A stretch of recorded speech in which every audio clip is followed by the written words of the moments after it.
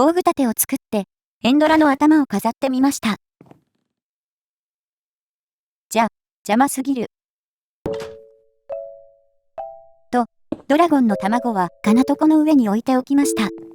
それから、海縁の島々で見つけたコーラスフルーツ、エンドでは試せなかったのですが、食べるとこんな感じでワープします。エンダーパールと違ってワープ後にダメージを受けない代わりに、自分の行きたい場所に行けるわけでもないので、結構使いどころが難しいイメージ。建築資材としても使えるんだけど、それはまた今度。グローストーンと泣く黒曜石をクラフトして、リスポーンアンカーを作りました。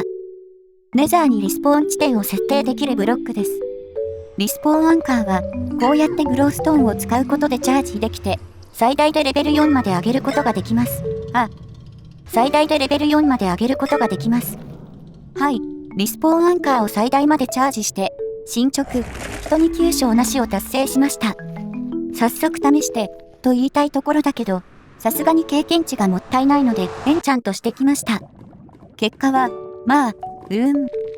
水中歩行2のブーツと、ドロップ増加3の剣が手に入ったのが救いですかね。と、せっかくドロップ増加が手に入ったので、ネザー要塞に行ってみます。お目当ては、ウィザースケルトンさん。ウィザースケルトンさんは、たまに頭蓋骨をドロップします。ドロップ率はかなり低いんだけど、進捗のためにはその頭が3つ必要なので、結構大変。と、ようやく1つ手に入れて、進捗、不気味で怖いスケルトンを達成しました。スケルトンは、みんな不気味で怖い気がする。ちなみに、1個目の頭がドロップするまで30分かかりました。残りの2つもちょっと時間がかかりそうなので、裏でやっておきます。裏で作業中。結構遠くにスケさんがいたので、矢で撃っています。と、50メートル以上先のスケさんを射抜いて、挑戦、スナイパー対決を達成しました。これが令和のゴルゴ13や。ちょっと疲れたので戻ってきました。ロードストーンをセットして、少し遠くまで探検してみようと思います。というのも、進捗の中にネザーを使ってオーバーワールドを長距離移動するというのがあるんですよね。ここは Z 座標が30なので、だいたい1000くらいのところまで行ってみようと思います。1.12 の頃と違って、このハゲ散らかしてるやつがいるので、そこまで大変じゃないと思います。と、前回もお話ししたように、ネザーでは水平距離が8分の1に縮小しているので、つまるところ、1ブロック移動するとオーバーワールドでは8ブロック進んだことになります。なので、このノロノロ移動も、オーバーワールドでの距離のことを考えたら高速なわけですが、だいぶ移動してきました。ネザー要塞を見つけました。この角度から見るの、かなり新鮮ですね。ちょうど Z 座標が1000を超えたので、ここら辺りでポータルを作って、オーバーワールドに戻ろうと思います。それでは、飛び込め。ネザーを通じてオーバーワールドを7000ブロック以上移動して、挑戦、亜空間バブルを達成しました。と、ここは雪原ですかね。なんか見たことがないやつがいる。と、こやつはストレーという表現バイオームにスポーンするスケさんの亜種みたいです。普通のスケルトンと違って、鈍化のステータスが付与される矢で攻撃してくるので、厄介な敵ですね。なんか、スケさんは骨だけなのに、ボロボロとはいえ服を着ているストレイさんの方が哀れに見えるの、不思議です。遭難してそのまま、というストーリーが想起されるからですかね。ゾンビさんには一切そういう感情が湧かないんですけど、アーターらしいいい朝が来た。と、明るくなってから見渡してみると、すごく綺麗な風景でした。ダークオークなんかで重厚な建物を建てたら、すごくいい雰囲気になりそうです。北欧の雪山にひっそりと佇むダーチャ、的なね。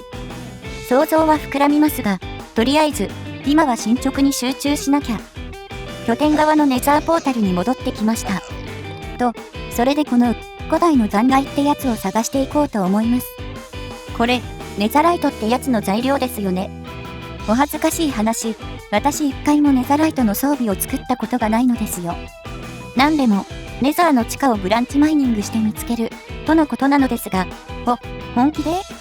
というわけで、マグマに怯えながら、マイニングスタート。と、ここら辺かな。とりあえず、まっすぐに掘っていきますか。ネザーラックは石よりもずっと簡単に掘れるので、サクサクで気持ちがいい。この勢いでマグマダイブしちゃったらどうしよう。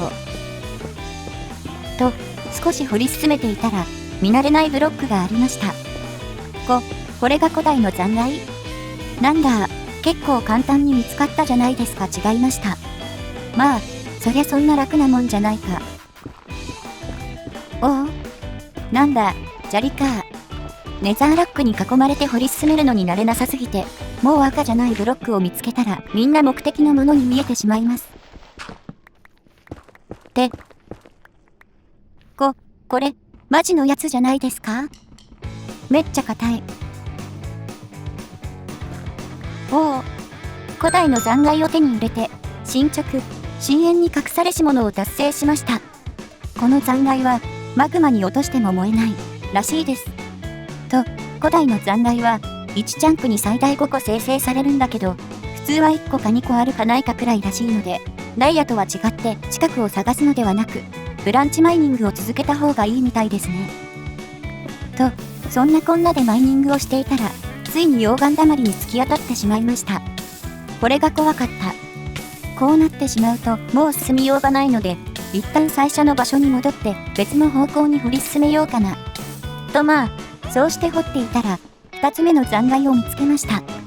古代の残骸ってめちゃくちゃレアなアイテムだと思ってたけど、もしかして結構簡単に集められるのかなと、拠点に戻ってきました。古代の残骸はこのままだと使いようがないので、かまどで精錬してネザライトのかけらにしました。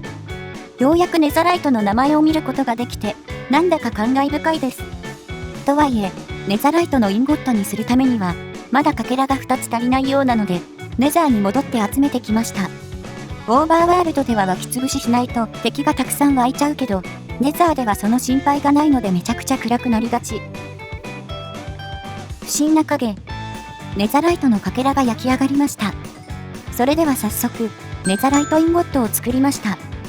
ダイヤモンドのツールを強化することができるアイテムです。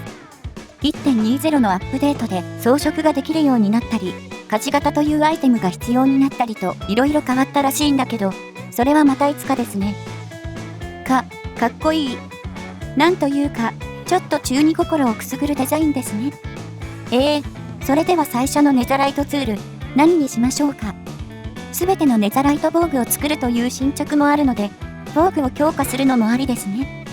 でも、ネザライトの剣がすごくかっこよかったので、もう手に入れたい気持ちも。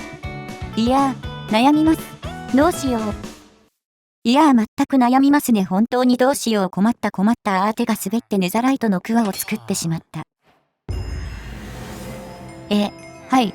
ということでダイヤモンドのクワを作ってネザライトでアップグレードして己の人生の選択について考え直し、真面目な検診を達成しました。そうですね。本当にこんな動画作って遊んでばかりでもうお母さんに合わせる顔がなと、こんなところで、今回の動画は終了とさせていただきます。今回も最後までご視聴いただき、ありがとうございました。よろしければ、チャンネル登録と高評価もよろしくお願いします。それでは、また次回の動画でお会いしましょう。またねー。バイバイ。